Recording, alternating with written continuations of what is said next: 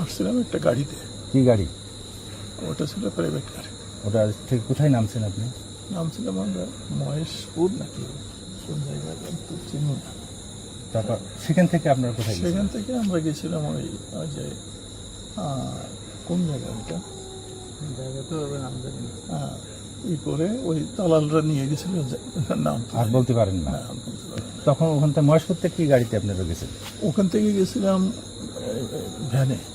ভ্যানে গেছেন? হ্যাঁ, তারপরে গেছিলাম আমাদের 3 চাকার সিএনজিতে? সিএনজি। আচ্ছা, সিএনজিতে যখন উঠি তখন দেখি যে এই দুইজন রয়েছে।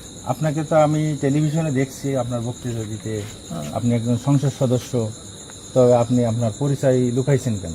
আপনি তো অন্য পরিচয় দিয়েছেন, মাস্টার পরিচয় দিয়েছেন কেন? না, আমি প্রথমে বলছি আমি কি করতেন, আমি শিক্ষকতা করতাম। তারপরে আমি বলছি, আমি নিজেই বলছি যে আমি না, আপনি প্রথমে তো স্বীকার করেন নাই যে আপনি না ওখানে সংসদ সদস্য। না ওখানে আমি তো করছেন? অত কথা বলার সুযোগ পাইনি, এখানে এসে তো সব বলছি। তারপরে আপনি আমাদেরকে বলছেন যে আমি এখানে একটা আত্মীয় বাড়ি বেড়াতে আসছি, আমি ইন্ডিয়া যাচ্ছি না, কথা বলছেন। ভ্যানের পরে বলছেন না আমাকে? না, বলছি এখানে বেড়াতে আসছিলাম। এটাই। তো আপনি ইন্ডিয়া যাচ্ছেন না সে কথা বলছেন আমার সাথে, সঠিক?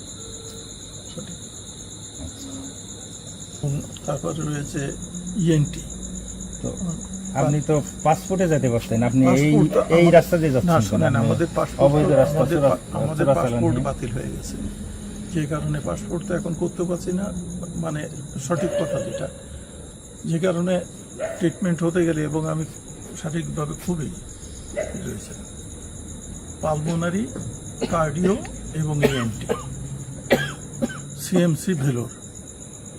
আমি মানে যে প্রেসক্রিপশন বা রিপোর্ট সব কিছু দাখিল করতে পারবে না। গত মার্চেও যেই আসছে।